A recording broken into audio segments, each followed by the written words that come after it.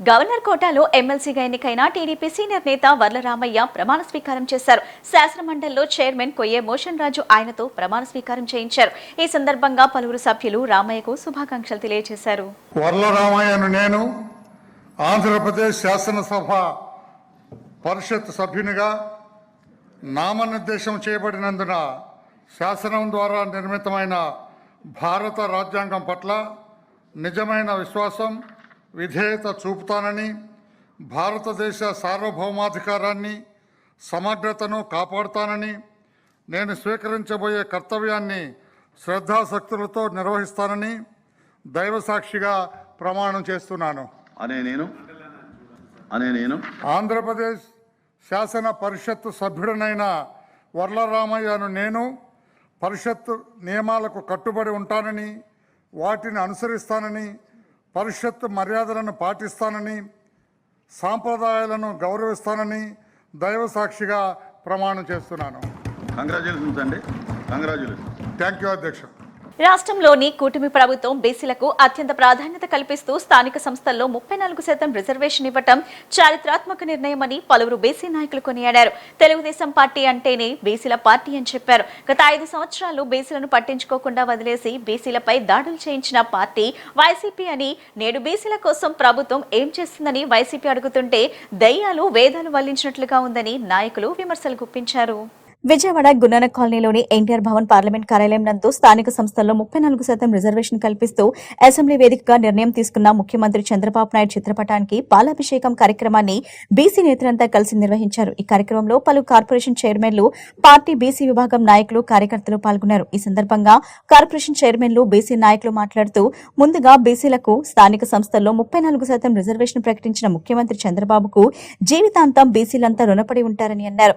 Party పెట్టిన నాటి నుండి తెలుగుదేశం పార్టీ అంటేనే బీసీల పార్టీ అని, బీసీలకు అండగా ఉండే పార్టీ అని అన్నారు. బీసీలకు పెద్దపీట వేసింది ఆ రోజు పార్టీ వ్యవస్థాపకులు నందమూరి తారక రామారావు అయితే ఈ రోజు ఆ విధానాలను ముందుకు తీసుకువెళ్తూ బీసీలకు చారిత్రాత్మక నిర్ణయం తీసుకుంటూ అన్ని రంగాల్లో అవకాశాలు కల్పిస్తున్న ముఖ్యమంత్రి చంద్రబాబేనని అన్నారు. ఈ నిర్ణయం ఎప్పటికీ చరిత్రలో నిలిచిపోతుందని అన్నారు.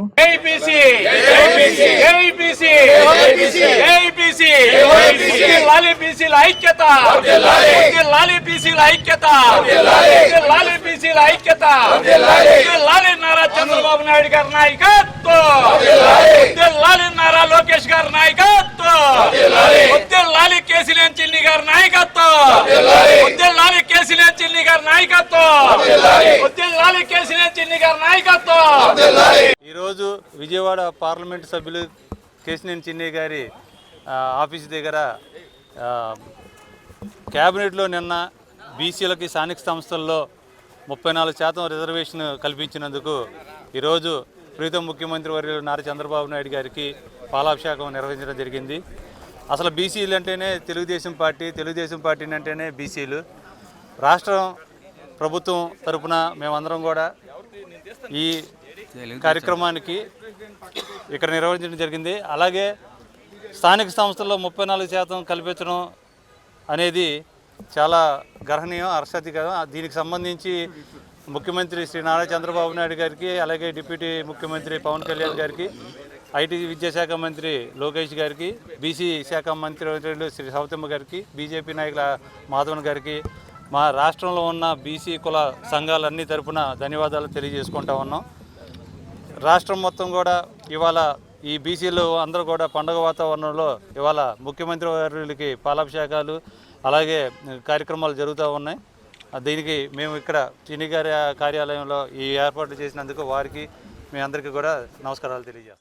ఈ రోజున నిన్న అసెంబ్లీలో ఎన్నికల ముందు కూటమి నాయకత్వంలో బీసీలకు స్థానిక సంస్థల్లో 34% రిజర్వేషన్ కల్పిస్తామని చెప్పి మరి గౌరవ ముఖ్యమంత్రి వర్యులు నారా చంద్రబాబు నాయుడు గారు, మా యువ నాయకులు లోకేష్ బాబు గారు, అలానే పవన్ కళ్యాణ్ గారు, బీజేపీ పెద్దలు కూడా చెప్పడం జరిగింది. దాంట్లో భాగంగా నిన్న జరిగినటువంటి అసెంబ్లీ సమావేశంలో పూర్తి స్థాయిలో బీసీలకు 34% మరి రిజర్వేషన్ కల్పిస్తాం స్థానిక సంస్థలు అని చెప్పడం అనేది చాలా సంతోషకరం.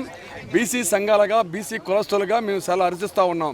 ఈ రోజున పండగ వాతావరణంగా మేము భావిస్తాం. గతంలో ఈ 2020లో జరిగినటువంటి ఎన్నికలలో, స్థానిక సంస్థల ఎన్నికల్లో 24% వారి ఎన్నికల్లో వారు రిజర్వేషన్ ఇవ్వడం వల్ల సుమారుగా 16,470 పోస్టులు మరి బీసీలు కోల్పోవడం జరిగింది. ఈ రోజున మరి తిరిగి అవన్నీ కూడా మరి పొందే విధంగా ఈనాటి ప్రభుత్వం గౌరవ ముఖ్యమంత్రి వర్యులు నారా చంద్రబాబు నాయుడు తీసుకోవడం వల్ల చాలా సంతోషకరం. మేము బీసీలుగా 132 కులస్తులు కూడా ఇప్పుడు కూడా మరి తెలుగుదేశం పార్టీకి అండగా నిలుస్తాం. బీసీలకి మహర్దశ పెట్టిన రోజు ఆంధ్రప్రదేశ్లో మొట్టమొదటిసారిగా బీసీలకు రిజర్వేషన్ తెచ్చిన పార్టీ తెలుగుదేశం పార్టీ. ఆ రోజు విపి సింగ్ గారి ప్రభుత్వంలో ఓబీసీలకి 27% రిజర్వేషన్ని ఆ రోజు ఎన్టీ రామారావు గారు తీసుకొస్తే నారా చంద్రబాబు నాయుడు గారు 34% అమలు చేస్తే దుర్మార్గమైనటువంటి వైసీపీ పాలకులు జగన్మోహన్ రెడ్డి బీసీల ద్రోహి 24% ఇవ్వడం వల్ల 16,472 మంది స్థానిక సంస్థల్లో కానీ ఎంపీటీసీ, జడ్పీటీసీ, సర్పంచులుగా, వార్డు మెంబర్లుగా బీసీలకు నష్టం జరిగింది. ఈరోజు యావత్ బీసీలంతా కూడా హర్షించే విధంగా అసెంబ్లీలో నారా చంద్రబాబు నాయుడు గారు 34% రిజర్వేషన్ అమలు చేయడాన్ని విజయవాడ పార్లమెంట్ సభ్యులు కేసీ శివనాథ్ చిన్ని గారి కార్యాలయం నందు వారికి పాలాభిషేకం చేసి హర్షధ్వానాలు తెలియజేస్తున్నాం. బీసీ సోదరులారా గుర్తుపెట్టుకోండి, బీసీల ద్రోహి జగన్మోహన్ రెడ్డి అని ఇదే సందర్భంగా తెలియజేస్తూ 34% ఇచ్చిన నారా చంద్రబాబు నాయుడు గారికి కృతజ్ఞతలు తెలియజేస్తూ ఈ రోజు వారికి పాలాభిషేకం చేయడం జరిగింది. శాసనమండలిలో కూటమి ప్రభుత్వం తీరు, డీఎస్సీ గందరగోళం, బీసీ రిజర్వేషన్ల వివాదంపై శాసనమండలి ప్రతిపక్ష నేత బొత్స సత్యనారాయణ తీవ్రస్థాయిలో దుష్మెత్తారు. మీడియా పాయింట్ వద్ద ఆయన మాట్లాడుతూ శాసనసభ సాంప్రదాయాలను ప్రభుత్వం కాలరాస్తుందని మండిపడ్డారు. సభ ప్రారంభమైన 3వ రోజు కూడా కూటమి ప్రభుత్వం పారిపోయే వైఖరిని అవలంబించిందని బొత్స వివరించారు. బయట మేకపోతూ గంభీర్యం ప్రదర్శిస్తున్న పాలకపక్షం సభలో మాత్రం బాధ్యతారాహిత్యంగా వ్యవహరిస్తుందని అన్నారు. డిప్యూటీ చైర్మన్ ఎన్నిక సమయంలో అధికార పార్టీ బయటకు వెళ్లిపోవటం రాష్ట్ర చరిత్రలోనే ఒక కొత్త చెడు సాంప్రదాయానికి తెరతీసిందని ఆవేదన వ్యక్తం చేశారు.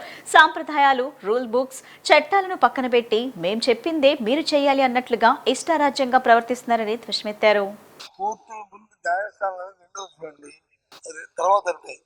ముందు మన జ్ఞానం ఏమైంది, మన ఇంగిత జ్ఞానం ఏమైంది, మన మనస్సు ఏమైంది, మన సెన్స్ ఏమైంది, అది ఆలోచించుకోవాలి కదా.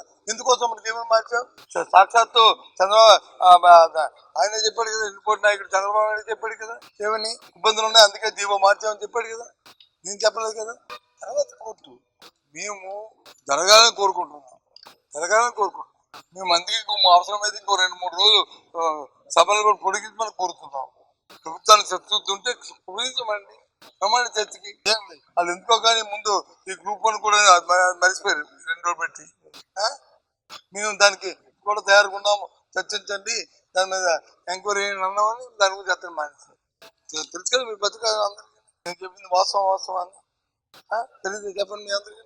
ఇటీవల ఎవరన్నా ఉంటే బ్రదర్ తెలుసా, నీకు తెలుసు, నేను రోజు అడుగుతున్నా, అబద్ధం అడుగుతున్నాను, చెప్పిన ఉన్నారా? ఇప్పుడు నేను చెప్పిన అబద్ధమా? తెలుసు కదా మీ టీవీ పైకి కూడా రోజు ఇవి మాట్లాడుతున్న మాటలు నిజమా అబద్ధమా? లేదు, మాట చెప్పి మాట మార్చేస్తాను రా అట్లాగా, అవన్నీ పట్టులాగా అని తెలుసు కదా, ప్రజలు చూస్తున్నారు కదా. ఈ మీకు మాకు డిస్కషన్ కాదు, మీకు మాకు కాదు. మేము సుమ్మటేది ప్రజలకు వాస్తవాలు చెప్పేది, మేము మాట్లాడేది ప్రజలకు తెలియాలి. ఇక్కడ జరుగుతుంది ప్రజలు నాన్ని పైన చెప్తున్నా కదా. అసెంబ్లీ అది పార్టీ ఆఫీసర్ కూడా తెచ్చి పెడతారు. వాళ్ళు పండగ అసలు ఫార్ములు పెట్టారు కదా. ఉన్న వాళ్ళు అడిగితే తప్పు, అడిగిన వాళ్ళు పెట్టారు. వాళ్ళు చెప్పింది వినోదమే పెడతారు. బుర్ర ఉంటే ఓ అని డబ్బులు బాగు చంద్రబాబు చూసాం పాట అలాగా బాగు ఓకే. ఇప్పుడు అవన్నీ సమర్థవంతమైన విద్యా వ్యవస్థను అమలు చేయడంలో కేంద్ర రాష్ట్ర ప్రభుత్వాలు పూర్తి స్థాయిలో విఫలమయ్యాయని ఏఎస్ఐ జాతీయ అధ్యక్షురాలు నేహా విమర్శలు గుప్పించారు. విజయవాడ గాంధీనగర్ ప్రెస్ క్లబ్ నందు నిర్వహించిన మీట్ ద ప్రెస్ కార్యక్రమంలో ఆమె విలేకరులు అడిగిన ప్రశ్నలకు సమాధానాలిచ్చారు. ఈ సందర్భంగా ఆమె మాట్లాడుతూ కేంద్ర విద్యారంగంలో దారుణ వైఫల్యం కనిపిస్తుందని, గత కొన్ని నెలలుగా జరుగుతున్న వరుస పరీక్షా పత్రాల లీకేజ్లు, పరీక్ష నిర్వహణలో దొర్లిన తీవ్రమైన లోపాలపై విద్యార్థి లోకం తీవ్ర స్థాయిలో నిరసన వ్యక్తం చేస్తుందన్నారు.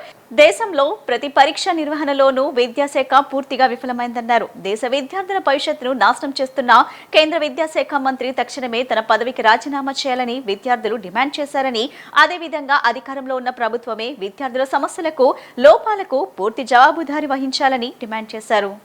The Commissioner of Police of Delhi was changed overnight. Then on the next day, on the 18th morning at around 7 a.m., Sonam Wangchuk was picked up from the stage. An entire battalion of security forces barged into our tent trying to pick us up as well. But people made human chain after human chain after human chain. 5-6 layers of human chain prevented them from entering our tent and taking us away as well. And then from the 18th onwards, Jantar Mantar flocked with thousands upon thousands of people. People became truly angry. They became angry at the fact that a 60-year-old man was picked up almost like he was a thing. He was not like a person. He was a thing that could be bundled up in white sheets and picked up and thrown into an ambulance. People became angry because there was no reason for the police to barge into our tent and take us away. All of us were in our 20s. From 21 to 28, 29, all of us were in our 20s. We had not eaten for 18 days, 19 days. There was absolutely no reason to pick us up. And they constantly said that there is a court order which says that we have to pick them up. But the court order, one, was misinterpreted. It nowhere said that Sonam Wangchuk had to be forcefully removed. And second, the court order did not mention any of us, the 6 students who have started a hunger strike. But despite that, the police tried to pick us up. Why did they do that? They did that not because they were compelled by a court. They did not pick up Sonam Wangchuk because they were compelled by a court. The security forces, the police forces, they picked up Sonam Wangchuk and they tried to pick us up because they were compelled by the state which they serve. Ideally, the security forces and the police forces are supposed to serve the people of the country. It is to them that they owe their allegiance. It is to them that they owe their service. But we see that removing all of this sense of duty and allegiance, they serve the state. After that, people got really angry. They came to Jantar Mantar, and on the 20th, there were easily anywhere near 2 to 3 lakh people in around Jantar Mantar who were there for the Parliament March. And what India witnessed and the world witnessed, in fact, on 20th of July was nothing short of horrendous. ఇంద్రకీలాద్రిపై వేంచేసి ఉన్న శ్రీ కనకదుర్గమ్మ వారిని నూతనంగా ఎన్నికైన రాజ్యసభ సభ్యులు లింగంనేని రమేష్ దర్శించుకున్నారు. కుటుంబ సమేతంగా ఇంద్రకీలాద్రికి చేరుకున్న రమేష్ కు ఆలయ రాజగోపురం వద్ద ఆలయ chairman Burra Radhakrishna, EO V K Seena Naik, పాలక మండలి సభ్యులు వారికి ఘన స్వాగతం పలికారు. ఎంపీ లింగంనేని రమేష్ కుటుంబం సమేతంగా అమ్మవారికి ప్రత్యేక పూజలు నిర్వహించారు. అనంతరం రాయభార మండపంలో వేద పండితులు వారికి వేదాశీర్వచనాలు పలకగా అధికారులు అమ్మవారి ప్రసాదం శేషవస్త్రాలను అందజేశారు.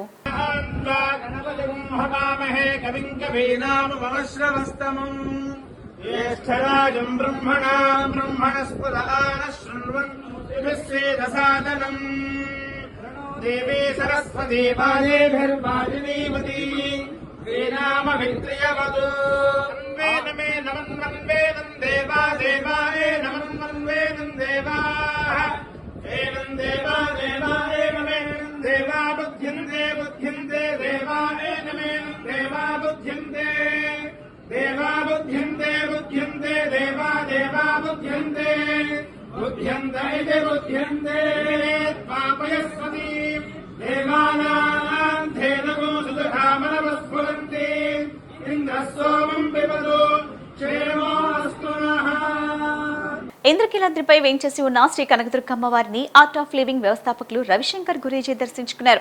అమ్మవారి దర్శనానికి విచ్చేసిన గురూజీకి దేవస్థానం చైర్మన్ బుర్ర రాధాకృష్ణ, ఈవో సీనా నాయక్, పాలక మండలి సభ్యులు ఆలయ మర్యాదలతో స్వాగతం పలికారు. అమ్మవారిని దర్శించుకున్న అనంతరం వేద పండితులు గురూజీకి ఆశీస్సులు పలకగా అధికారులు అమ్మవారి ప్రసాదం, శేషవస్త్రాలు అందజేశారు. గురూజీతో పాటు మాజీ ఎంపీ గోకరాజు గంగరాజు కూడా దుర్గమ్మను దర్శించుకున్నారు.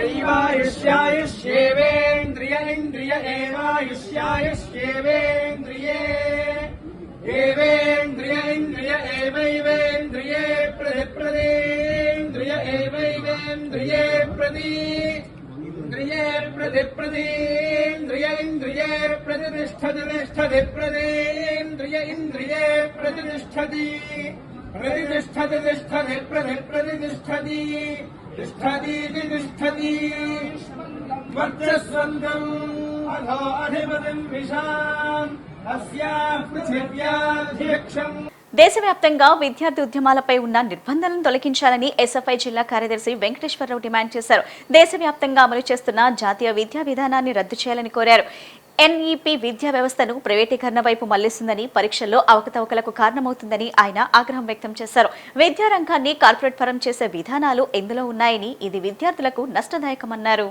దేశవ్యాప్తంగా విద్యార్థి ఉద్యమాలపై నిర్బంధాలను వ్యతిరేకిస్తూ ఎస్ఎఫ్ఐ, డివైఎఫ్ఐ సంయుక్త ఆధ్వర్యంలో ధర్నా చౌక్లో ఆందోళన నిర్వహించారు.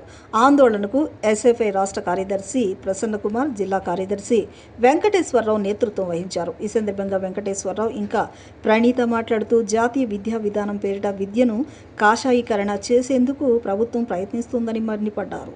విద్యా వ్యవస్థను ప్రైవేటీకరణ వైపు మళ్లిస్తోందని ఆరోపించారు. పరీక్షల్లో అవకతవకలకు కారణమవుతుందని, తక్షణమే ఎన్ఈపీని రద్దు చేయాలని కోరారు.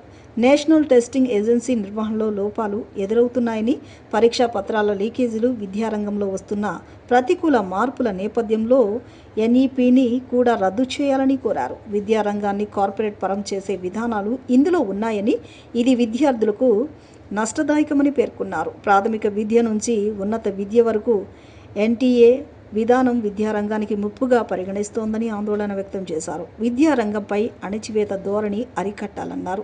కార్యక్రమంలో ఎస్ఎఫ్ఐ ప్రతినిధులు, విద్యార్థులు పాల్గొని తమ నిరసనను తెలియజేశారు. మన ఈరోజు డిమాండ్ చేస్తూ ఉంది, నేషనల్ టెస్టింగ్ ఏజెన్సీని రద్దు చేయాలని చెప్పి. ఈరోజు నీట్ పేపర్ లీక్ అయినా, ఏ పేపర్ లీక్ అయినా కానీ దానికి కారణం నేషనల్ టెస్టింగ్ ఏజెన్సీ. మరి గతం నుంచి నేషనల్ టెస్టింగ్ ఏజెన్సీ ఏర్పాటైనప్పటి నుంచి ఇప్పటి వరకు అనేక పేపర్లు లీక్ అయినాయి. దీనికి బాధ్యత వహిస్తూ కేంద్ర విద్యాశాఖ మంత్రి రాజీనామా చేశారు జన్జీ ఉద్యమానికి అనుకూలంగా. దాంతోపాటుగానే నేషనల్ టెస్టింగ్ ఏజెన్సీని రద్దు చేయాలి. వీటన్నిటికీ కారణం జాతీయ విద్యా విధానం. విద్యను మొత్తం కేంద్రీకృతం చేస్తూ ఉన్నారు. రాష్ట్రాల పరిధిలో ఉన్నటువంటి ఉమ్మడి జాబితాలో ఉండాలన్నటువంటి విద్యను కేంద్రీకృతం చేస్తూ ఉన్నారు. ఈరోజు వేలకు వేల పాఠశాలలు దేశవ్యాప్తంగా మూతపడతా ఉన్నాయి. కాబట్టి దీనికి కారణమైనటువంటి ఎన్ఈపీ 2020ని వెంటనే రద్దు చేయాలని చెప్పి ఈరోజు ఎస్ఎఫ్ఐ, డివైఎఫ్ఐ ఆధ్వర్యంలో ఈరోజు నిరసన దీక్షలకి ఆల్ ఇండియా కేంద్రం పిలుపులో భాగంగా ఈరోజు విజయవాడ నగరం, ఆంధ్రప్రదేశ్లో చేస్తూ ఉన్నాం. దీంతో పాటుగానే విద్యార్థుల్ని, రాష్ట్రంలో విద్యార్థి సంఘాలని నిషేధం విధించే విధంగా ఈరోజు రాష్ట్ర ప్రభుత్వం చేస్తూ ఉంది.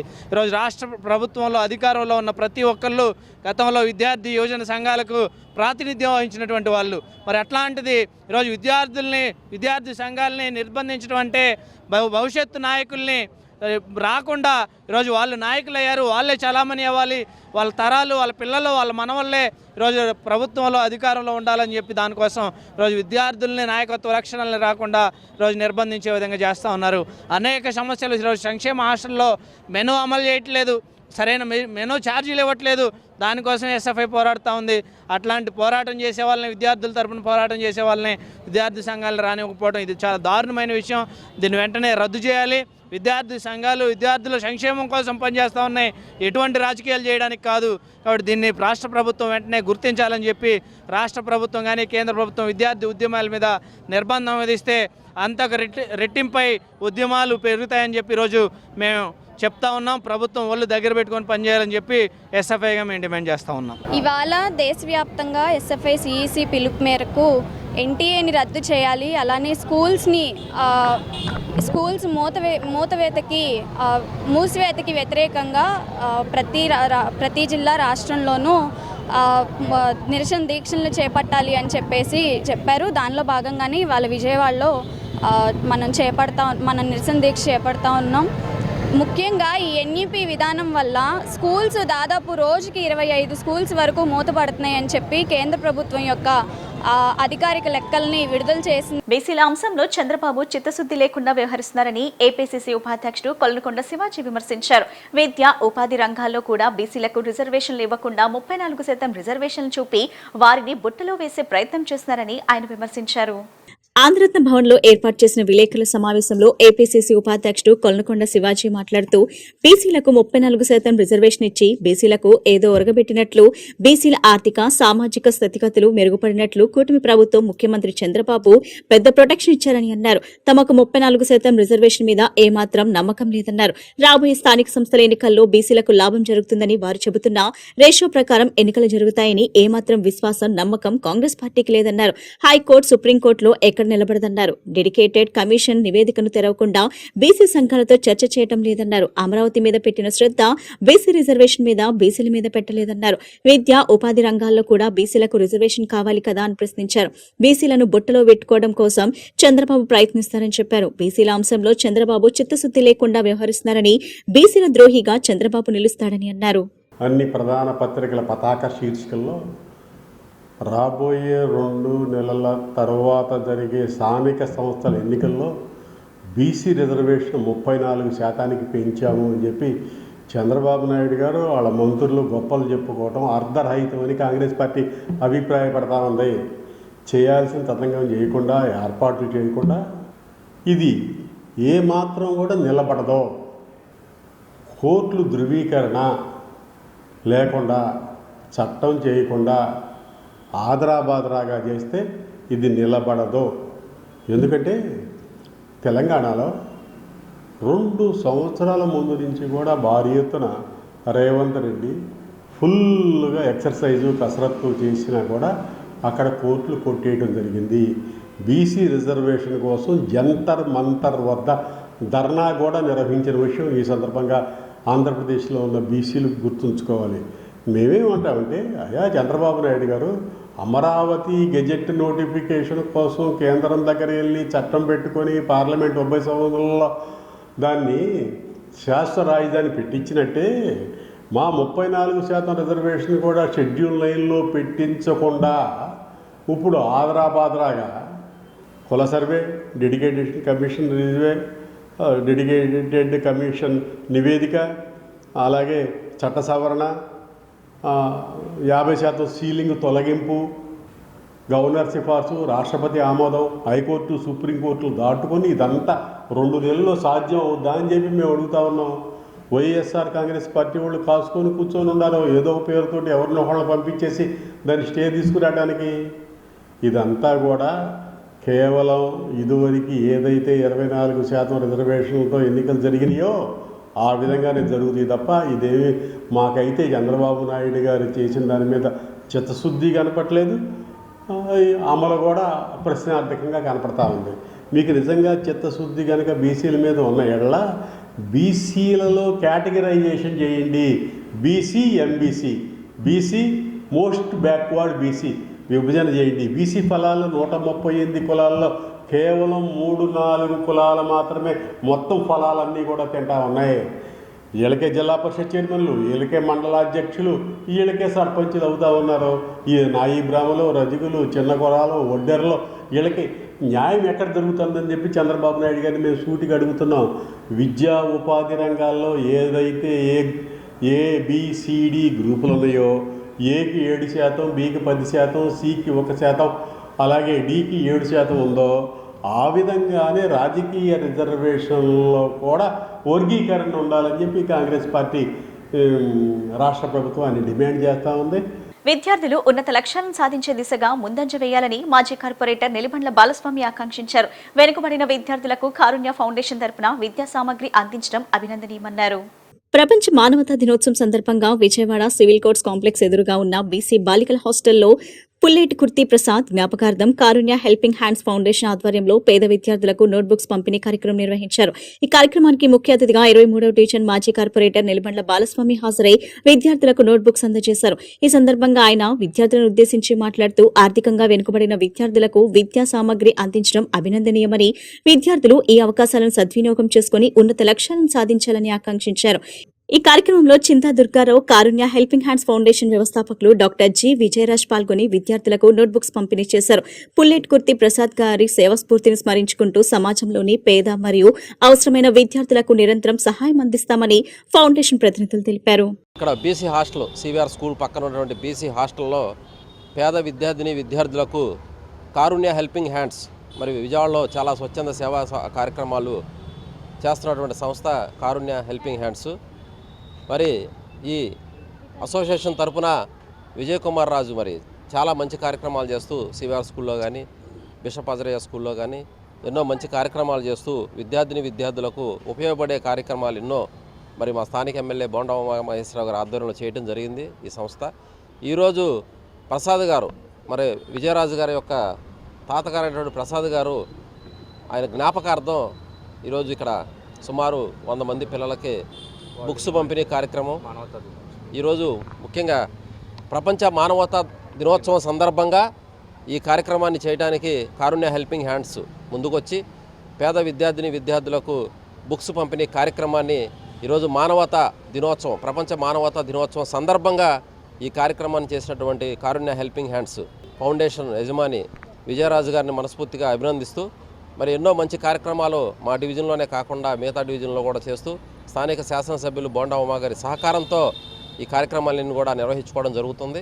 వరల్డ్ హ్యుమానిటేరియన్ డే అంటే ప్రపంచ మానవతా దినోత్సవం సందర్భంగా ఈ మా తాతగారు అయినటువంటి బ్రహ్మశ్రీ పుల్లేటి కుర్తి ప్రసాద్ గారి జ్ఞాపకార్థం ఆయన ఈ మధ్య కాలం చేయడం జరిగిందండి.